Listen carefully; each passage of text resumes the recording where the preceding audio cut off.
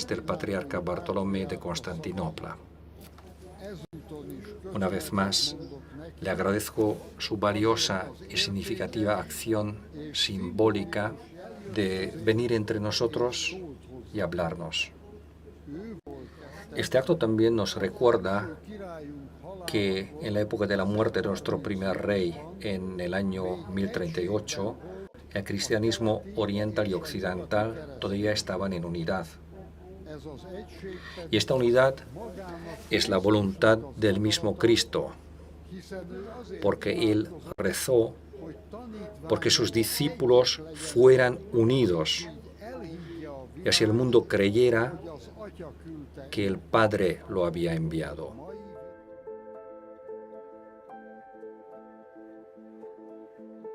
Estas primeras palabras del cardenal Erdoğan en la homilía durante el 52 Congreso Eucarístico Mundial celebrado en Budapest en 2021 resume parte del ideal humano y espiritual del arzobispo Erdoğan, la unidad de los cristianos bajo el reconocimiento del sucesor de Pedro.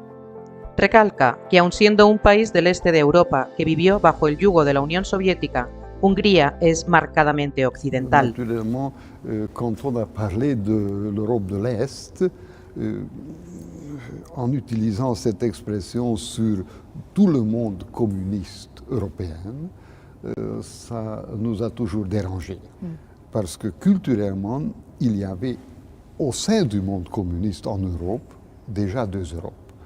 La part orientale de l'Europe de l'Ouest, qui était sous les communistes, et l'Europe de l'Est vraie et propre avec la culture byzantine. Et c'était une grande différence. Alors nous appartenons à la partie occidentale de l'Est européen. Péter Erdoğan nació en junio de 1952 en Budapest. Es el mayor de 6 hermanos. Sus padres, Sándor Erdoğan y María Kis, según señalan algunas biografías, fueron destacados intelectuales católicos y, sin duda, el arzobispo de Budapest ha heredado esa faceta intelectual familiar. Nos hallamos ante un hombre que no solo fue el cardenal más joven de la Iglesia Católica durante un tiempo, sino ante un doctor en Derecho Canónico, que es un eminente jurista y conocedor profundo del desarrollo del mundo legislativo desde la antigüedad hasta nuestros días, así como de los cambios de pensamiento y corrientes filosóficas que hay detrás de los periodos históricos, y que además domina la historia de la Iglesia Católica. L'uomo di oggi è diverso, è molto più distratto che l'uomo di 30, 40, 50 anni fa. La cultura occidentale si trova in una fase molto critica. È difficile per moltissimi leggere, concentrarsi, pensare logicamente. Este hombre alberga una riqueza cultural extraordinaria. Vivió bajo el comunismo desde su infancia hasta sus primeros años como sacerdote. Se puede decir que ha ido al paso de su propia nación en la búsqueda por la libertad. De hecho, uno de los rasgos que más le definen es precisamente eso, su amor a la libertad propia que enseña la confesión católica. En una conferencia impartida en 2018 en la Universidad Americana de Columbia, titulada Religión e Iglesia en el Estado laico, da buena muestra de su conocimiento y señalada capacidad de síntesis. En dicha conferencia, una de sus reflexiones nos muestra el cambio que él mismo testimonia en los antiguos países de la Unión Soviética. Comentaba: en los años que siguieron a la caída del muro de Berlín, las leyes sobre la libertad de conciencia y religión se aprobaron una tras otra en Europa Central. También se han aprobado nuevas constituciones en varios países. En estas legislaciones, las iglesias y las comunidades religiosas se mencionan a veces como importantes factores de valor en la sociedad. En Hungría, por ejemplo, el preámbulo de la Ley Cuarta de 1990 afirmaba explícitamente que las iglesias, las confesiones y las comunidades religiosas son factores de creación y de valor de la sociedad.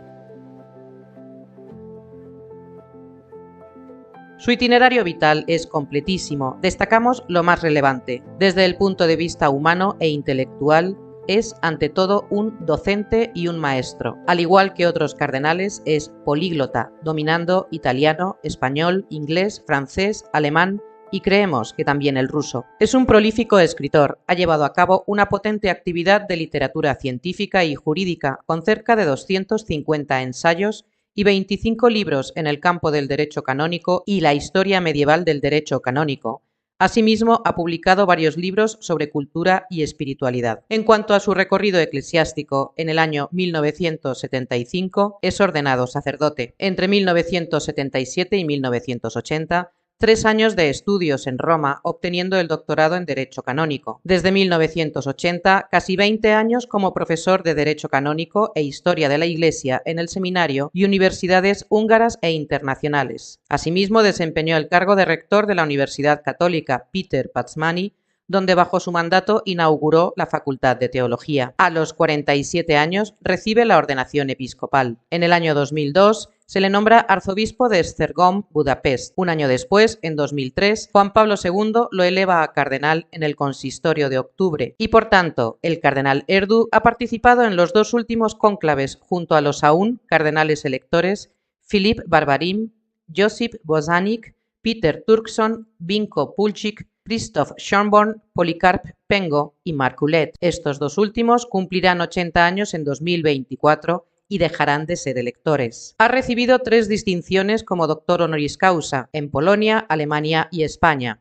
Fue el visitador apostólico designado por la Santa Sede cuando surgieron problemas con la Universidad Católica de Perú por desviaciones doctrinales. Supuso un conflicto de enormes repercusiones con el Arzobispado de Lima y la Santa Sede se vio obligada a intervenir. En los años 2014 y 2015 destaca al haber sido nombrado el relator general de los 2 sínodos sobre la familia llevados a cabo durante el pontificado del Papa Francisco. En este itinerario no incluimos los numerosos cargos que viene ocupando el cardenal Erdu en la Curia Vaticana desde los años 90, y además en varios dicasterios, donde ha estado implicado en la sección de la Secretaría de Estado con encargos de carácter diplomático, además de haber ejercido como juez de la Santa Sede en el Tribunal de Justicia Vaticano y haber sido el presidente de las conferencias episcopales húngara y la europea. El cardenal Erdu se presenta con un rostro sonriente, da la impresión de ser una persona positiva y que pone mucha atención a las preguntas en las entrevistas. La cuestión de la doctrina social de la Iglesia es algo que cita con bastante regularidad. Oltre a questo cambiamento antropologico, esiste un problema gravissimo che è il problema dell'ambiente, della povertà, dell'esaurimento delle risorse naturali dell'umanità. Quindi in questo campo dobbiamo approfondire e dobbiamo anche rappresentare e difendere con coraggio la dottrina sociale della Chiesa, perché vediamo che la miseria nel mondo sta piuttosto crescendo e noi dobbiamo dare a questo fenomeno la risposta dell'amore. Quienes le han tratado de cerca destacan de él que es la persona de lo posible y que posee un don para lograr que 2 contrarios al menos hablen e incluso que lleguen a acuerdos. Anche ungherese che è molto difficile. Difficilmente posso descrivere il suo carattere, è abbastanza decisivo, capace di cercare soluzioni anche nei casi difficili, non entra nei confronti diretti, ma in modo molto ecclesiale vuole risolvere i problemi. Piuttosto un professore, non un pastore. Cioè lui non è come Giovanni Paolo II che sapeva comunicare con la grande gente, non ha questo carisma che aveva Giovanni Paolo II. Un papa così, solo durante 400 anni, cioè uno solo, ma lui non è questo carattere, piuttosto somiglia più a Papa Ratzinger che a Giovanni Paolo II.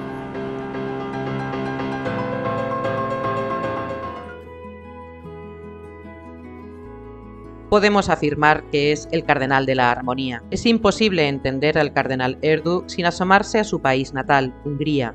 La Iglesia Católica ha desarrollado una actitud de mesura, prudencia. No se caracteriza por la denuncia, sí por la firmeza humilde en sus convicciones, como demostró durante el comunismo, pero no es una iglesia de enfrentamiento. Y ahí es donde hay que situar al cardenal Erdu. En el plano eclesial no se le encontrará nunca en la denuncia, no muestra divergencias con nada ni con nadie, ni con el Papa, ni con otras instituciones, ni con otros cardenales. Mantiene una forma de ser de hechos y palabras. Su ortodoxia doctrinal es absoluta. Por ejemplo, en la liturgia, donde siendo partidario de las reformas post-Vaticano II, sobre todo para él es sumamente importante la incorporación a las lecturas de la misa de los textos del Antiguo Testamento y el Salmo. Se muestra cuidadoso y favorable tanto a conservar los ritos litúrgicos anteriores al concilio, como hizo Benedicto XVI, y a formar en el conocimiento de las normas litúrgicas a fieles, seminaristas, sacerdotes, para no dar pie a excesos y, en cierto modo, que todas las sensibilidades encuentren su forma de comunicarse y adorar a Dios dentro y fuera de la misa. No se le ha oído ninguna declaración sobre la controversia de los últimos meses con Fiducia Supplicans, pero la Conferencia Episcopal Húngara fue una de las primeras en emitir un comunicado donde, haciendo un ejercicio de malabarismo argumental, vinieron a decir que sí, pero no al texto. Una vez más, descubrimos la diplomacia eclesiástica húngara. De igual modo, el cardenal Erdu es claro y fino con la doctrina católica. Es conciliador y analiza en todo pros y contras, sensibilidades y errores. Así, respecto a la llamada ordenación sacerdotal de mujeres, la niega. Defiende el celibato en los sacerdotes y acumula una amplísima experiencia en el diálogo con otras confesiones, y también es amplio conocedor de las iglesias orientales de rito latino. De hecho, católicos y protestantes fundaron hace ya más de 20 años el Foro Europeo Ecuménico, donde el arzobispo es uno de sus protagonistas. Su relación con la minoría judía húngara es constante y familiar. Respecto del ecumenismo no va en la línea del pontificado de Francisco, en ese sentido de hermanamiento universal de todas las confesiones, diluyendo al catolicismo como si fuera una más entre las demás religiones. El cardenal Erdu no usa un lenguaje ideológico, destaca por diagnósticos claros, precisos, sin ambigüedad. Extrêmement difficile à transmettre les contenus de la foi. Parce que la foi chrétienne est riche de contenu aussi, pas seulement un sentiment. Como decíamos antes, no se puede entender al cardenal Erdu sin conocer a su país, Hungría, una nación milenaria de una riquísima cultura, curtida y cuajada por las luchas, invasiones, sometida al capricho de las potencias durante el siglo XX y que además padeció el yugo del comunismo, y que ha logrado resurgir de las cenizas. Hoy, en el contexto de los países de la Unión Europea, se puede afirmar que Hungría es el pepito grillo por su firme apuesta constitucional por preservar la identidad cristiana como fundamento de cohesión social frente a una Europa cansada, agotada de sí misma y cuya conciencia se ha oscurecido y postrado ante la ideología globalista y destructora del ser humano, enemiga de las soberanías y, últimamente algo impensable, proclive al rearme militar. La Iglesia Católica, en cierto modo, al igual que todas las confesiones, se ha visto beneficiada por la apuesta del gobierno de Viktor Orbán desde que llegara al poder en 2010. ¿En qué sentido? El gobierno ha invertido millones en la reconstrucción de iglesias y edificios emblemáticos para implementar uno de los pilares de su política, reconstruir la identidad cristiana húngara, muy dañada tras el comunismo y además tras la crisis de 2008 y 2009, y por el auge del modo de vida consumista al estilo occidental, amén de intentar reflotar políticas en favor de la natalidad y la familia como centro neurálgico de la sociedad. Asimismo, este gobierno, a propósito, pone en manos de confesiones religiosas cristianas, fundamentalmente católicos y protestantes, la educación estatal para lograr educar en los valores generales cristianos a las nuevas generaciones. Todo lo anterior implica que la Iglesia Católica ejerce un papel de colaboración, pero no de denuncia ante cuestiones que ellos mismos, como ha confesado un obispo húngaro, sí deberían ser capaces de denunciar, pero optan por no confrontarse con el gobierno y en ese estilo hay que situar al cardenal Erdu. Por ejemplo, en la crisis migratoria de 2015, donde el éxodo masivo de personas provenientes de países musulmanes supuso un pulso entre la visión del gobierno húngaro frente al resto de Europa, cerrando las fronteras a personas musulmanes y a cambio ofreciendo labor humanitaria y de reconstrucción en los países de origen, la Conferencia Episcopal se plegó o se sumó al gobierno, aludiendo el principio de identidad cristiana de Hungría. Pero conviene no olvidar la psicología colectiva y social del pueblo húngaro. Hungría sufrió durante la época del medievo las invasiones del Imperio mongol, más tarde del Imperio otomano. Los turcos permanecieron 150 años en el país. Más recientemente, la situación ha evidenciado la postura del pueblo húngaro, un país que no llega a los 10 millones de habitantes, que es frontera con Ucrania y que han recibido en los 2 últimos años, a raíz del conflicto entre Rusia y Ucrania, a 3 millones de refugiados, un volumen enorme para un país tan pequeño. En la actualidad, la composición religiosa en Hungría, según la ficha diplomática española, es del 68% de católicos, calvinistas y luteranos el 20% y los judíos no llegan al 1%. El cardenal Erdu matiza que la mayoría de la población húngara está bautizada, si bien el porcentaje de católicos practicantes habituales tan solo es del 10%. El mismo cardenal señala en una entrevista algo curioso. En Hungría se da la peculiaridad de que la propia Constitución no permite realizar estadísticas sobre la afiliación religiosa de la población y que, al igual que el resto de Europa, padecen la secularización, hay muchos menos practicantes, pero como en el caso de Holanda, de mayor calidad en cuanto a su convicción y compromiso personal con el catolicismo. Las vocaciones sacerdotales disminuyen y la apuesta es la ordenación de diáconos. Las congregaciones religiosas femeninas poco a poco han ido resurgiendo. El cardenal Erdu nace, crece y vive toda su juventud bajo el comunismo. Presenció ese primer gran acto de rebeldía de ruptura con el telón de acero en 1989 y, al igual que su propia nación, ha visto cómo la Iglesia Católica ha tenido que resurgir tras el periodo de persecución y control comunista. La labor del cardenal Péter Erdu, quien lleva 22 años como primado de Hungría y arzobispo de la capital Budapest, puede verse como una carrera vertiginosa y contrarreloj para ponerse al nivel respecto de otras iglesias católicas europeas. Tanto en las homilías como en los discursos y conferencias del cardenal Erdu hallamos algo común. Ni largas ni cortas, bien estructuradas, ricas y profundas, captan la atención. Se adapta de maravilla al contexto, al público. En sus homilías es habitual que conjugue a la vez la narración histórica y extraiga enseñanzas de la Sagrada Escritura, sea del Antiguo Testamento, que lo cita notablemente, sea del Nuevo Testamento. Tiene un don catequético y sobre todo su riqueza se palpa en la capacidad de síntesis y en el orden. No habla dejando un barullo de ideas, todo lo contrario, sigue un único hilo conductor que va enriqueciendo en cada párrafo para concluir de forma breve y sencilla con la enseñanza o el pensamiento que quiera dejar.